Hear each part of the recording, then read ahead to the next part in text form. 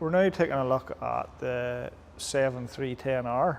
We have Yankee Deeres at each end of the fleet now.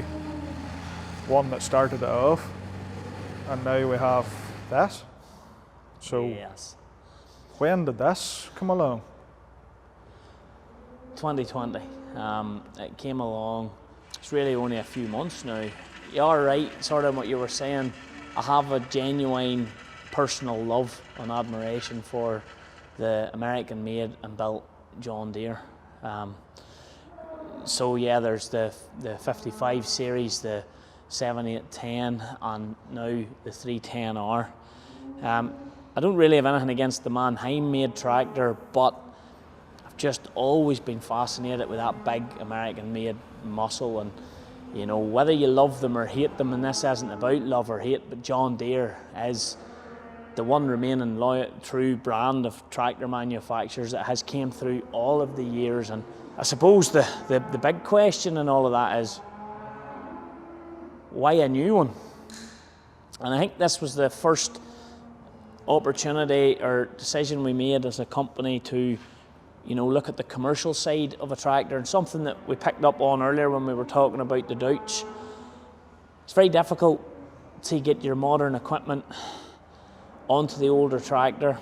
There's also a level of responsibility to be had within the industry, you know, when you look at emissions and things like that there, and technology. And by technology I mean, yes, we shoehorned the technology into the 4755, but this is John Deere's, the latest and greatest. You're into the Starfire 6000 receiver, you're into the JD Link management systems. So this tractor's here not just to sit in the shade and rot away, because that would commercially not be viable. We decided to buy this tractor with the intention of hiring it out to a few clients to let them showcase their products, and that's really the reason it's here. So it has to work, and it has been away already. You know, Pottinger had it for 6 weeks there to showcase some of their tillage equipment. So hopefully we can do more of that in the incoming years till we see where we're at. I suppose that that's probably the one tractor in the fleet that hasn't been touched by Johnny Blakely yet.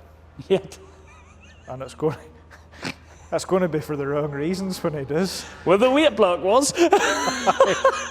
But what changes have we done to it, or, you know, we've put our own stamp on it, really? Yeah, I suppose she came first and foremost with very big tyres on. Now, not very many of these 310Rs do you see running around with the 900s on the back.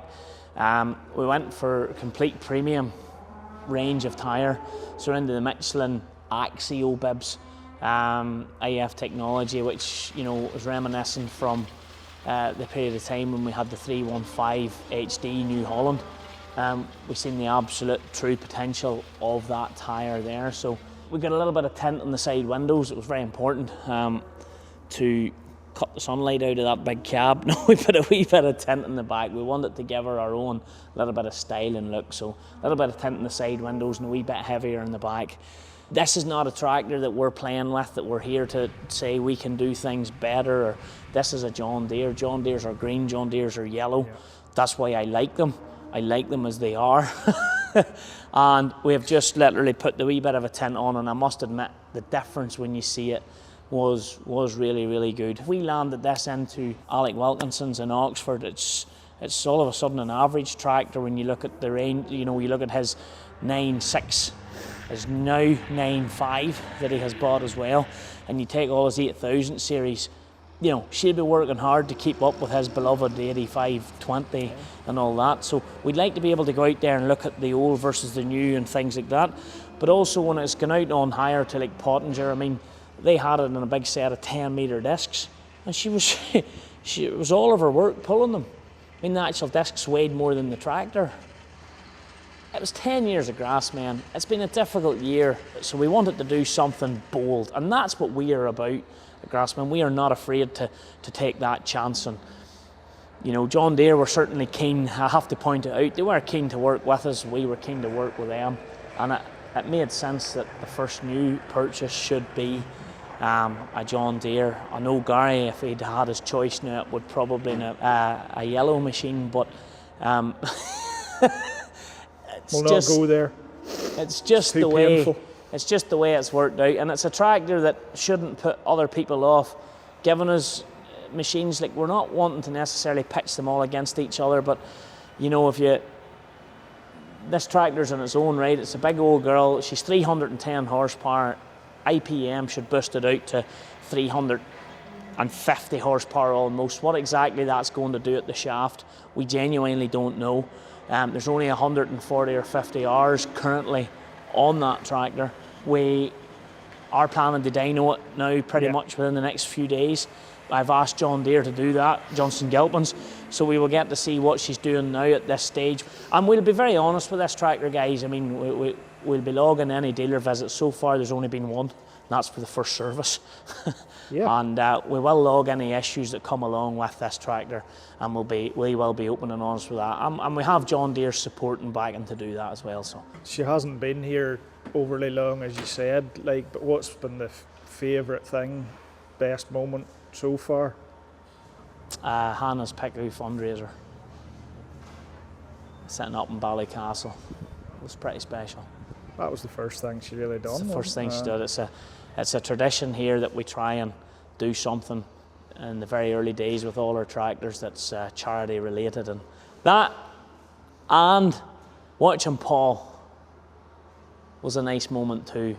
Pottinger Paul, you know, with 10-metre disc on, lying in her, loving life, and just showing us showing us all the technology, showing us everything she could do, and you know, her doing what she was designed to do. Well, there will be a lot more moments, but I would say the Pickou fundraiser for Hannah, that was nice. My first brand new tractor sitting there supporting, it was a nice feeling for a great cause. Do you think, I know it's early days too, but do you think it's the right tractor of choice?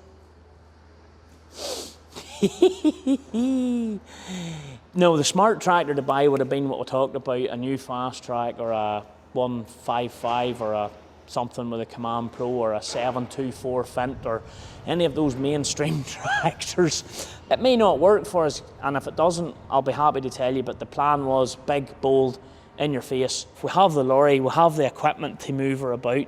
She can go to wherever and do a stint, big balers, whatever people want to put on.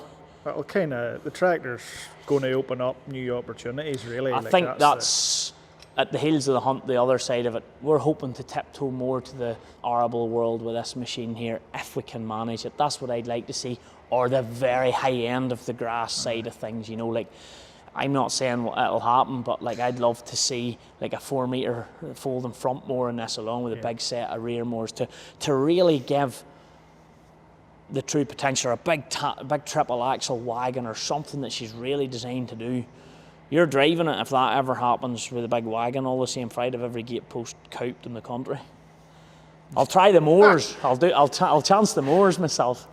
The day you bought the 47, did you ever think in your wildest dreams that you would have 10 years down the line, or sorry, 8 years down the line, you would have this sitting? No, it was never an intention to buy new tractors. It was, yeah, I'm happy to be very open to all our fans. I mean, the older tractors are something with a wee bit of nostalgia. These old tractors are climbing in value all the time. That's the ultimate aim. This is the first tractor we've bought that, without a shadow of doubt, is going down in value. You know, she can go out and hire, and when she does go out, she'll stand out. She'll be different, and if that can help us create some content, then that to me is what I'm after. So yeah, you're here to work, darling. Ultimately, this has to justify itself. It has to, and if it does, there'll be more. Yeah, I am more than prepared. I would love to see. You know, I'm not scared of a new tractor anymore. I was so scared of it before. But if we can get this right, this plan right, there'll be more.